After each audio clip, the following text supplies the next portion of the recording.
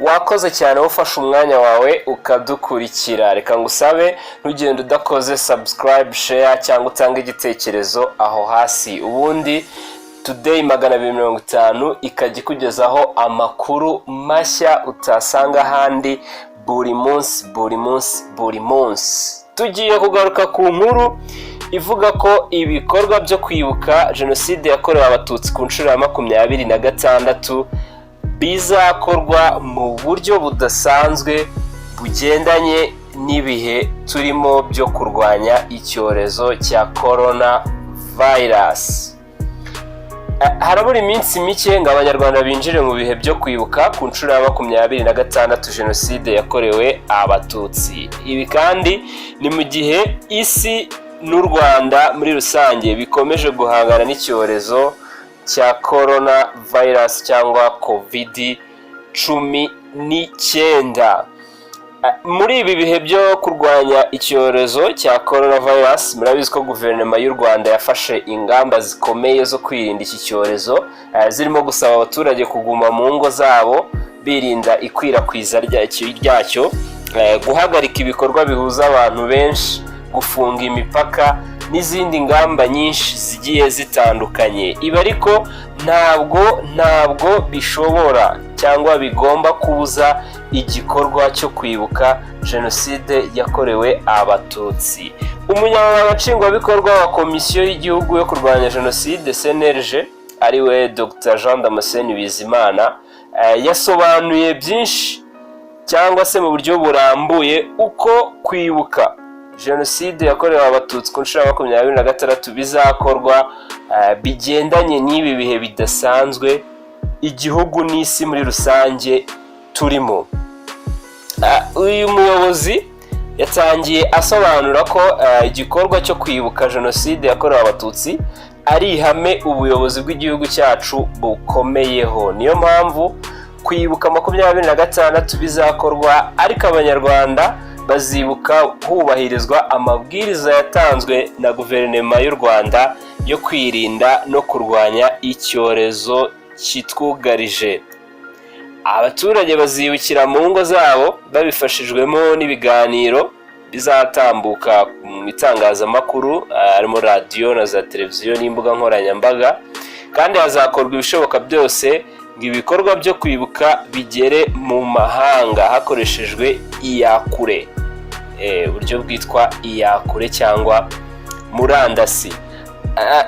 Umuyobozi kandi avuga ko nubwo kwibuka bizakorwa, hari ibikorwa bimwe na bimwe byahagaritswe bitazaba kuri iyi nshuro bitewe n'ibihe turimo. Ibyo bikorwa byahagaritswe harimo nk'ibiganiro bisanzwe bitangwa mu midugudu mu gihe cyo kwibuka, hakaba n'ibiganiro bitangwa mu bigo by'abikorera n'ibya leta nk'uko musanzwe mubimenyereye. Ibi biganiro byarahagaritswe kuri iyi nshuro, ntabwo bizakorwa. Ibindi ni urugendo rwo kwibuka ruba tariki ya 7 Mata bisanzwe ruzwi nka Walk to Remember, ntiruzaba kimwe n'umugoroba wo kwibuka wakorwaga tariki ya 7 Mata n'ahandi hose wakorwaga ku yandi matariki hirya no hino mu gihugu.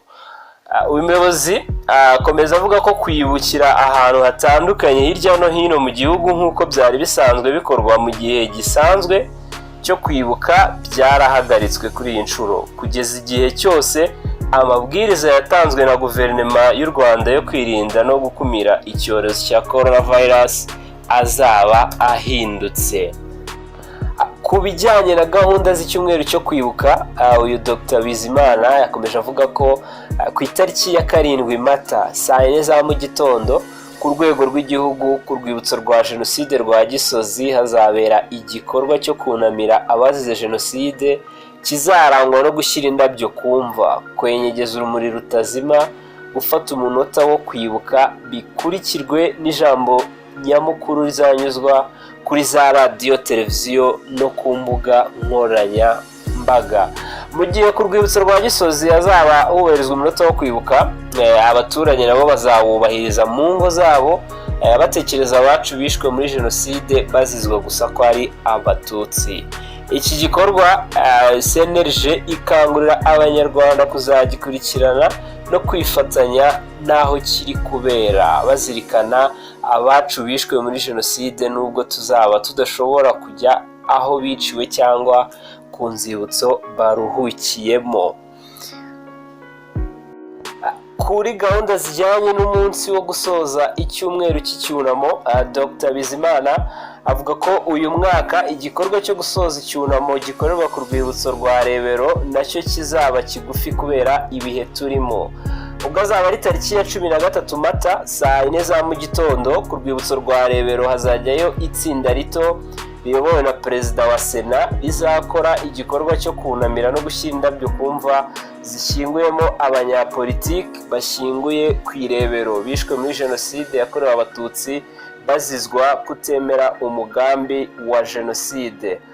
Indabyo zizanashyirwa ku mva zishyinguyemo imibiri irenga 14,000 y'abatutsi bishwe muri jenoside ishyinguye aha ku rwibutso rwa Rebero.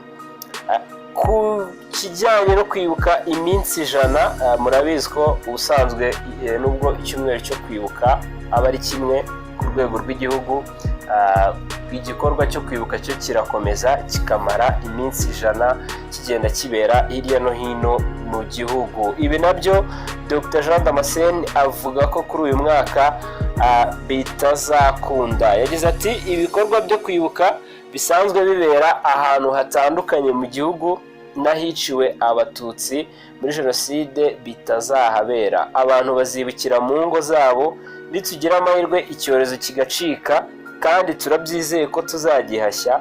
Kwibuka mu minsi 100 byakorwa mu gihe amabwiriza yaba ahindutse n'ibikorwa byose mu gihugu bisubukuwe. Icyo gihe hazakurikizwa amabwiriza mashya azaba ateganya. Bigenze bityo kandi byatuma nko mu kwezi kwa Gicurasi na Kamena dushobora kureba uko muri buri karere hatoranywa ahantu hamwe hafite amateka akomeye hakabera igikorwa cyo kwibuka jenoside yakorewe abatutsi, hakibukwa abatutsi biciwe muri ako karere kose.